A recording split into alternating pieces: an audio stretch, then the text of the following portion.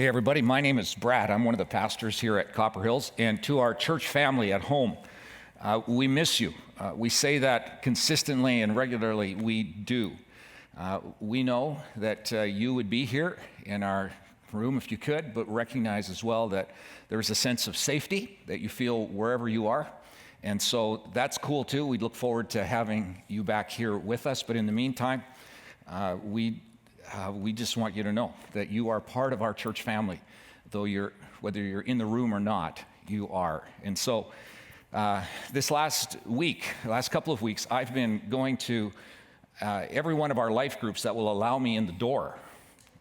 Yeah.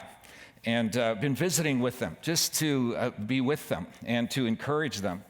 And I want you to know that we have some amazing life groups. You might be more familiar with cell groups or neighborhood groups, that kind of thing. These are small communities that meet throughout our community throughout the week.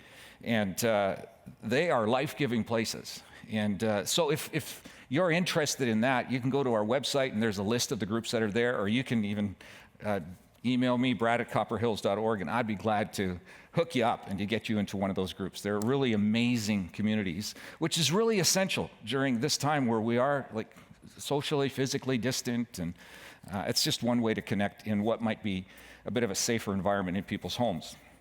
So historians tell us that about 2,000 years ago, it was actually AD 18, 19, or 20, someplace in there, a family that lived in a small fishing village in northern Israel, actually the northern shore of the Sea of Galilee, welcomed a little girl into their family. And they were excited to have her join their family. They were delighted, as any family would be, with the addition of a youngster. This was a family of some influence in Capernaum. They were wealthy. They had no doubt some education behind them, some formal education. They were influencers in Capernaum, and he happened to be the lead elder of the synagogue, the Jewish synagogue in Capernaum. And 2,000 years ago, they welcomed this little girl into their family. And it was a huge experience for many of you that have added a child to your family. You know about it. The very same year that happened, a woman from the very same town, or at least the region right around it, began to experience some serious health problems in her life. So much so that she would go from doctor to doctor to doctor to try and find solutions for this, but nobody was able to help her. As the story goes, she spent all of her money trying to find a health fix for her problem, but it just got worse and worse. And through the course of all this, as sad as that story is, she would become destitute and desperate to find healing for her life. Then, one day, 12 years later, both of them, on the very same day, just within minutes of each other, would have an encounter that would be what the story that historians tell us is all about. It's really quite a fascinating story. Here we are going to look at it a couple of thousand years later. And it's in the eyewitness account that we've been looking at together, one of the four of Jesus' life, eyewitness accounts of Jesus' life. The one that we've been looking at and studying a little bit is one written by John Mark, and it's probably the story that Peter dictated to him. John Mark was his steno or secretary or whatever he would have been, but very likely Peter is recording it. And the whole idea that Peter and John Mark have in their minds is this: they are committed to telling the story for whoever will read it, because Peter's at the age where he's going to go and he can't verbally tell the story anymore. He's going to write it down. He wants people to know who Jesus is, that he's the King of Kings, he's the Messiah King, he's Yahweh King, he is authority, he's the maker of the whole universe. This is who he's trying to present to us. Why would he do that? Because he wants us to trust him. He wants us to know him that way for who he is and put the full weight of our lives in his care. That's his aim. It's a wonderful story that tells us of this young girl and this woman, but it also tells us a story of this amazing king who, in the middle of crisis and chaos, is calm. He's the calm voice in this. So let's read the story together. It's from Mark chapter 5, and it starts this way in verse 21. It says, Jesus got into the boat again and went back to the other side of the lake where a large crowd gathered around him on the shore. Last week, we left Jesus on the eastern shore of the Sea of Galilee, and now he's made his way back over to kind of home territory, his northern headquarters, if you will, Capernaum. Then a leader of the local synagogue, this is the dad, whose name was Jairus, arrived. When he saw Jesus, he fell at his feet, pleading fervently with him. Now, if you don't know the story, what's he pleading for? Well, here's the thing. We're going to find out that Jairus is a dad of the little girl that was born 12 years earlier. Now, as I said, he's the synagogue leader, and though he's wealthy and well-schooled and successful professionally, he's a devoted Jew, he's a leader in his town. In spite of all his influence and all his power and respect, he has a big problem on his hands. It's on this occasion that Jairus is deeply distressed and desperate for some help. And he thinks just maybe Jesus can help him with that. In spite of the skepticism of his religious colleagues, you'll know as a devout Jew, the Pharisees had been up in that part of the country and had actually, we read a couple of weeks ago, had actually begun to conspire to take Jesus' life. That's how much they distrusted him. And Jairus was a colleague of these people. And it must have caused him pause, I would think, to go, I don't know if I should go ask Jesus for help, because like, how's that going to look to the Pharisees? And what if he isn't like who he says he is? But he's so desperate, he's going to come to Jesus. What is it that has him so desperate? Well, his little girl that was born 12 years earlier, this is what's going on. My little daughter is dying, he says to Jesus. Actually, the literal term would be she's as good as dead. So she wasn't early on in this. She was within a short period of time, according to the physicians, where she was going to pass. And so he says, please, Jesus, please come and lay your hands on her and heal her so she can live. I have a bit of empathy for this dad. One of our sons has dealt with epilepsy since he was, ironically, 12 years old. We discovered that he had this when Elfie and I were out of the country visiting some friends, and we got a panicked call late one afternoon saying that Matt had had a seizure and that he was being taken to a local emergency room. And there we were, a 5-hour flight away from home without much information of what's going on. We just, like, seizures, that's a big word, right? We're frightened. We're not sure our son's okay. Maybe he is, maybe he isn't. We just got a short phone call. And life suddenly became very simple for us. All we wanted to do was get home. So we began to check flights, and we began to make arrangements how we could get there the fastest way possible. After a few hours, the doctors had determined that there was no evident nor acute cause for the seizure, and that Matt was stable enough to be released and he could go home. Now, of course, that brings some comfort, but you still can't wait to get home, right? It wouldn't be some time before we would find out that it was epilepsy, and Matt has dealt with those seizures his whole life. But at that point, there was no stone unturned to get home. I get what the dad is sensing, and some of you will have experienced that as well. And of course, Jesus has empathy.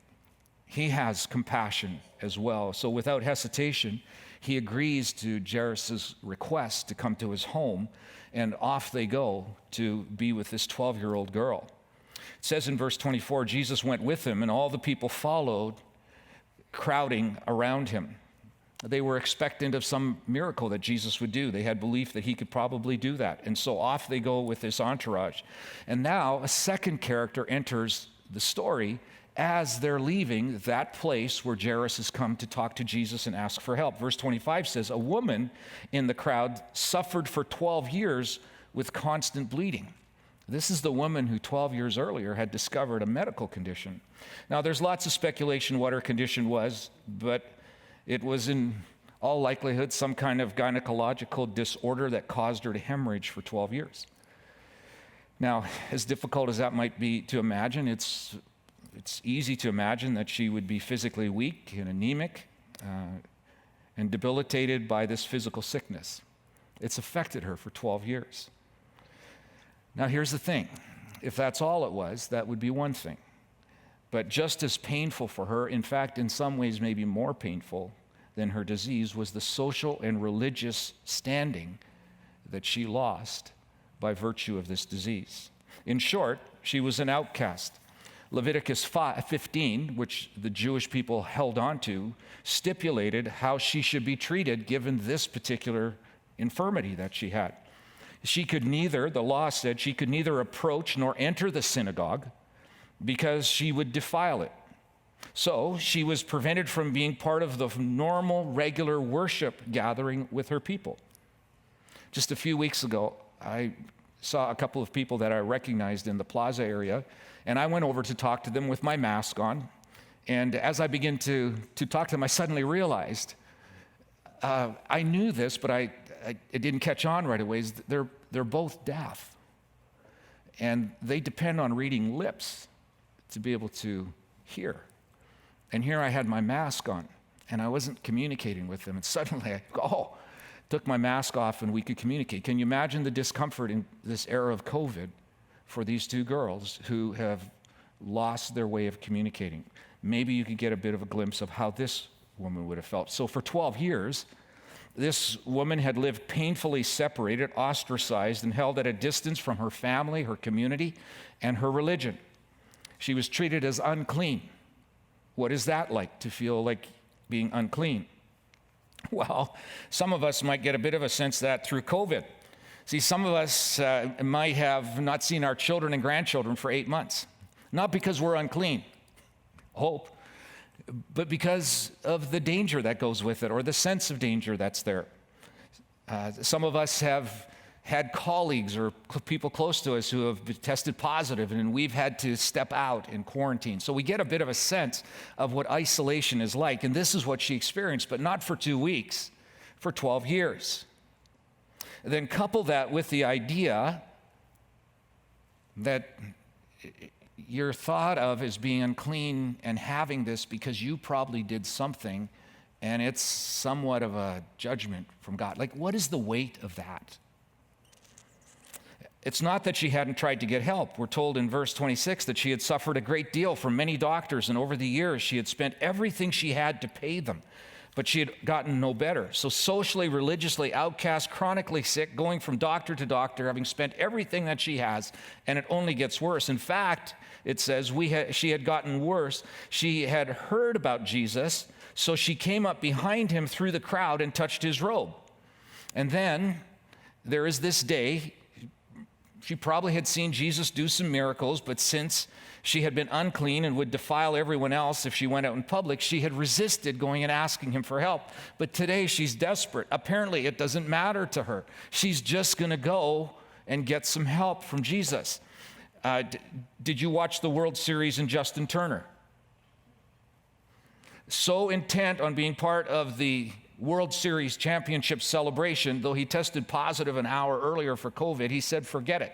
I'm going to go celebrate because I'm not missing this one and only opportunity. It might be the only World Series I get. And so he just goes and does that. And this is maybe what she's thinking. I am not missing this opportunity. For she thought to herself, verse 28, if I can just touch his robe, I'll be healed. In other words, I've noticed that when Jesus heals people, he typically touches them. So there must be something about touching him that activates his healing. So I'm going to try for a touch and heal. And I'm going to run. Maybe nobody will notice that I'm that woman. And if I get healed, I won't be that woman anymore. So she goes for it. And good news, immediately the bleeding stopped, and she could feel in her body that she had been healed and her terrible condition. She hadn't counted on Jesus noticing, however, but Jesus did. It says Jesus realized at once that healing power had gone out from him. Wonder how he knew that. So he turned around in the crowd and asked, who touched my robe? Notice the passive nature of this. Jesus didn't send out healing power. It just went out.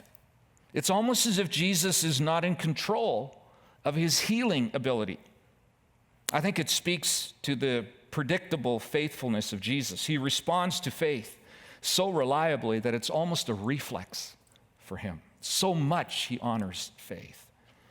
Verse 31 says, his disciples said to him, "Look at this crowd pressing around you. How can you ask who touched me?" But he kept on looking around to see who had done it. "Jesus, there are so many people here. How are you ever going to pick who touched you?" "Jesus, we need to get going. Like, Jairus' daughter needs us." Then the frightened woman, trembling at the realization of what had happened to her, came and fell to her knees in front of him and told him what she had done. And Jesus apparently is no longer in a hurry. He stops, as he does, for the weak and the least. In spite of the urgency to get to this young girl, he stops. There is something typical, so typical of Jesus in this. As predictable as his many healings were, here is this scorned, alienated woman coming forward in public, fully exposed and identified in the sight of all, maybe trembling with fear and wonder.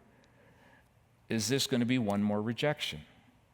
Is he going to publicly shame me? He knows that I'm not supposed to be here, but what happens next might be the most significant teaching moment in the life of Jesus, maybe in all of Scripture, because it is the central question we all have to deal with. Here it is.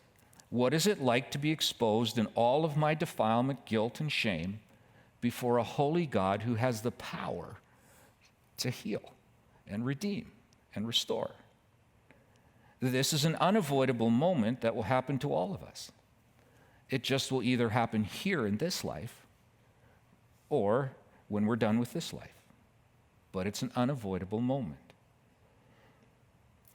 Jesus said to her, "Daughter, your faith has made you well. Go in peace. Your suffering is over." This is an incredibly tender and calm moment. It's the only place in all of Scripture where Jesus refers to someone by this title, daughter. It's a term of most intimate endearment. See, a man would never, ever use that for a woman who was not his wife or his daughter. She is not his daughter. It's striking, the compassion and sense of honor that Jesus has for her. This girl that nobody wanted has just been called precious daughter by God. This girl that no one would touch has been blessed by a simple touch of Jesus' robe. The girl who was never named is called daughter by the universe maker. Now, I underlined the word faith on the screen because it raises an important question. What did Jesus mean that her faith had healed her? Did he mean that she had reached a certain threshold of certainty that Jesus would heal her, and when she hit that threshold, something just got activated and she got healed? Had she asked God the requisite number of times for healing, and she hit that number, and healing took over? Was it that she recruited enough of her family and friends that their combined volume of prayers met the threshold of prayers, that was enough to trigger healing? What did he mean by your faith has healed you? Maybe she was just sufficiently desperate for a long enough period of time, and that was what caused healing power to spontaneously flow from Jesus. What caused the healing? Jesus says her faith caused it. So what is faith and how does it work? Well, hold that. I want to come back to that in just a second. The story goes on, and this idea of faith comes up again, but now the story goes from celebration to sorrow. Verse 35 says, while he, that's Jesus, was still speaking to her, messengers arrived from the home of Jairus, the leader of the synagogue, and they told him, how tragic would it be to hear this? Your daughter has passed. She's dead. There's no use troubling the teacher now. As good as this day was for this woman, it was far more tragic for Jairus and his family. The story started with Jairus pleading with Jesus to come quickly, to rush to his home. It's an emergency situation. His little girl is as good as dead, but just as they're headed over to deal with this acute and urgent situation, Jesus is stopped and he deals with a woman's chronic condition. And now it's too late. If you were that dad, aren't you asking Jesus why he would not have made time and come right away? Why did he delay? This is like an ambulance heading to a traumatic car accident where time is of essence, and then stopping to help an elderly man walking along the street with a walker. It just makes no sense. I have a son who's an emergency room doctor, and I called him up, and I said, hey, I need you to be part of some sermon preparation I'm doing. I said, if a woman with a chronic, or a person with a chronic condition that she had had for 12 years shows up in the emergency room, and at the same time an ambulance pulls up with a 12-year-old girl near death, which one would you treat first? Dad, that's not even a realistic question. Of course you deal with the emergency situation. I said, so what would happen if you made the choice as a doctor to not treat that 12-year-old girl, but to treat the one with the 12-year chronic condition? And worse than that, son, what if the 12-year-old dies? I said, Dad, I cannot even conceive of that, because that would never happen. The training that we have would never allow that, would never permit that. But that's exactly what Jesus does. He deals with the chronic while the acute is left, and apparently he's totally okay with it. He's at peace over it. But I don't think the dad was. And I don't think you as a parent, or I as a parent, would be either. So Jesus overhears this, apparently. In verse 36 it says, but Jesus overheard them, and he said to Jairus, don't be afraid. Just have faith. Don't worry. I've got this. No sweat. I can imagine Jairus saying, excuse me? Just have faith? I tried that a few minutes ago. I came to you in faith. I came to you in faith asking you to heal my daughter. Instead, you delayed and you took care of this kind of chronic problem that could have waited. And now my daughter's dead. Have faith? It's way too late for faith, Jesus. How could you possibly have done that? What does faith matter anyways? What difference does it make?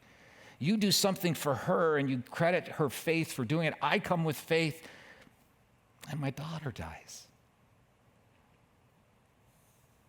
Jesus, how much faith do you need? How does faith really work? See, faith is confusing, isn't it? It is for me. Doesn't it seem at times that trusting Jesus is like a Vegas crapshoot? I mean, he might say yes, he might say no, who knows? It just all seems arbitrary at times. Or it seems that for it to produce what we want, it requires mind-numbing, experience-defying, reason-ignoring trust. But we're too smart for that. We're not just going to give in for that. Can I tell you what biblical faith is not? It's not this. It's not a force or power. It's like a sort of invisible control mechanism to get what we want. No, that has another name. That's called magic. It's not a formula. Figure out, the right method or the way it worked last time, or a way of words, or how to do something that gets results, that if you do that formula, God's obligated to do. That's not biblical faith, though that's how it works in our world. It just doesn't work that way with Jesus. This is what one of the deeper thinkers and writers of the New Testament tells a group of people trying to grow in their understanding of Christian faith. Hebrews 11 verse 1 says this, now faith is, he's about to define what faith is. Faith is being sure of what we hope for and certain of what we do not see. So faith has something to do with hope, but it's not hope. It's certain hope. It's sure hope. It's certain of something we don't see is going to happen. Hope is wanting something to be with no guarantee. That's what hope is. For example, I'll give you a couple of examples. We hope the virus goes away today. or at least really soon. We hope there's a vaccination. We hope for that. Do we know? No, but we hope for it. We hope to get a date with her. We hope to get accepted to that college. We hope to keep our job or to get a raise. We hope for that, right? Here's how I would say it. Faith is something we hope so, because it becomes confidence, it will be so. Faith is something we hope so, and it becomes confidence, it will be so. So hope and faith are different. So what is it then that makes us confident that something we hope so will be so? Here's what it is. It's when someone who knows so says so. That makes sense? What is it that makes us confident that something we hope so becomes so? It's when someone who knows so says so. In other words, it's when someone who has the character and authority makes a promise that this is the way it's going to be.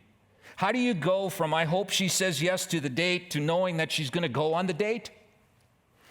Friday at 7 o'clock will be great because she said so.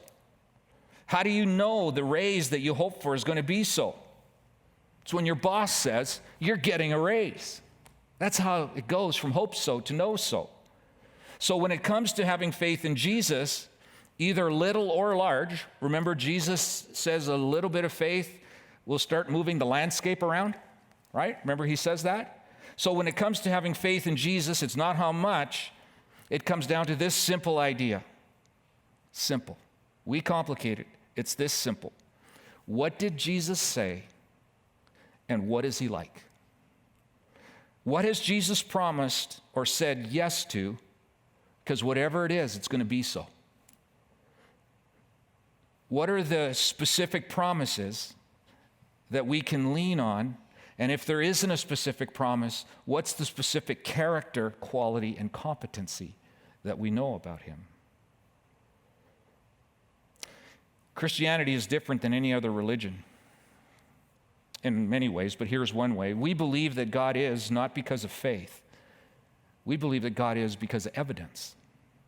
Verifiable, accurate eyewitness accounts. I remind you that the story of Jesus, called the gospel, does not come to us as advice. It comes to us as a news story. Secondly, we believe God keeps his promises not because of faith. We believe because of evidence. God has never yet broken a promise that he's made. Throughout Jewish scripture, the New Testament, there is an assumed operating system that people just worked with. We might have drifted a little bit on this one. Here's the operating assumption. Nobody assumed or even thought that God could be faithed into anything, could be manipulated, tricked, deceived, bribed, or schmoozed into doing something he didn't want to do. And so they didn't do it. Our greatest obstacle with faith is not faith. It's knowing Jesus well enough to assume some vital things about his character, that he's omni-great and omni-good all the time. If you take time to read the rest of this Hebrews 11 chapter, you're going to find an incredible list of ancients who had faith in God based only on this. He promised something and he was something. He had a certain character. It's so interesting. You get to the bottom line of that passage in Hebrews where all these amazing stories of the ancients, and it says, so many of them did not get what was promised, but built a reputation on trusting God anyways. They trusted his promise, and when there wasn't a specific promise, they trusted his character. Dr. Luke, who writes another account of Jesus' life after he researched all of the claims and comes up with the Gospel of Luke, tells us the story of a man who had leprosy and comes to Jesus and falls on his face in desperation, similar to the two in our story today. And he wants to be healed. He asks Jesus to heal him. And he says this remarkable thing in Luke chapter 5, verse 12, which I think captures this so well. He says, Lord, if you're willing, you can make me clean. I know you can do this because I've seen or heard about it myself. I've watched, I've heard the stories. I know you're powerful and you're good and you're able to heal. I know that all, but I also know that you're Lord and you're God and you're in charge of everything. And as desperately as I want to be healed, I don't have a specific promise you're going to do that. So now I'm going to lean on your character of who you are, that you're good and you're great and you're gracious and you're compassionate and you'll never leave me, you'll never forsake me, you'll never walk away from me, you'll be with me through it all. But I know you can heal me. It's just I'm going to leave it up to you. You invited me to come and ask.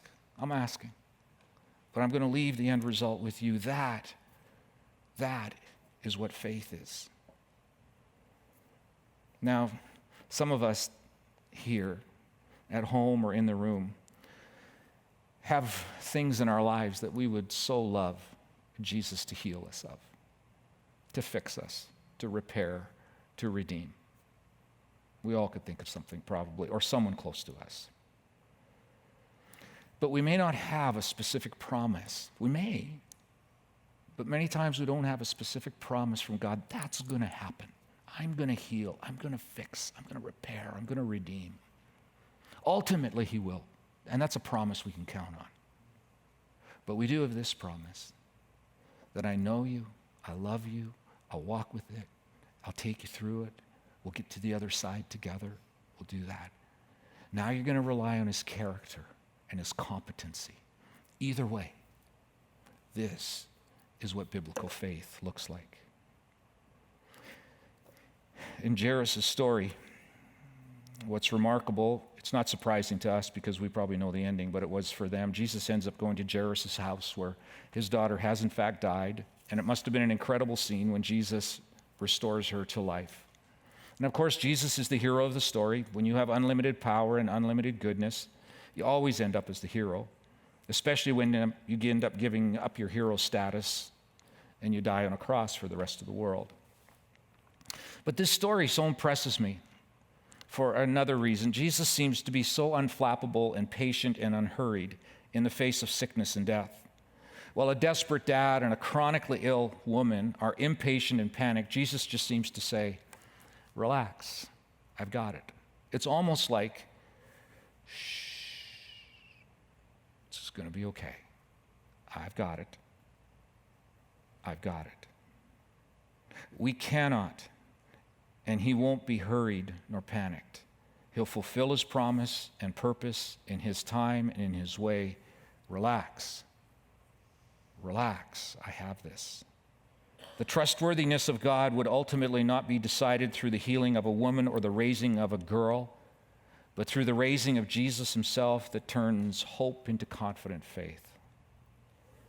Maybe this is the reassurance that we need today because of the nature of the week that we're going into next week. On Tuesday, a way too long and contentious and divisive election will conclude. If you follow the bad news networks and social media and strongly opinionated friends and family, we don't know what we'll wake up to Wednesday morning, right? Yeah, we do. We're going to wake up to Jesus. And he's still in charge. And he's still got this world. I love what the writer of Hebrews says in chapter 12 of this same section. Read it sometime. It'll encourage you. He says this. He says, let us fix our eyes on Jesus. And then he adds this. He is the author and the perfecter of our faith. That's who we'll wake up to Wednesday morning. If we keep our eyes on him. If we watch him, look to him. That's what faith is. Hope isn't that it turns out that your party wins or your president is the president. That's not the hope we're talking about. That may or may not happen. But Jesus is on his throne. He tells us clearly that he has his arms around this world and the universe. And it's going to be okay because he's got it. And that's our faith. Our faith is in him and his promises and his character. Shh. Relax. It's going to be all right. He really is in charge. It's a fantastic story that we read, and it ultimately points to him and who he is. Is that who you have your eyes fixed on? May it be. So Jesus, faithful one that you are, as we face illness and sickness in our world, maybe in our own lives, in our families and people around us, the question will be, as little or as much faith as we might have, it's rested in you. And you're omni-everything. And we think of our country next week. We think of rising numbers of COVID and the things that are just happening. They're really happening in our world. And we are the ones that get to stand quietly, confidently, not naive, not closing our eyes, but fixing our eyes, Jesus, on you. You authored our faith, and you are the one that is on the path of perfecting it. We're safe in your arms, just like the little girl who lost her life and a woman who got healed. Jesus, we're safe in you. Thank you so much. Amen.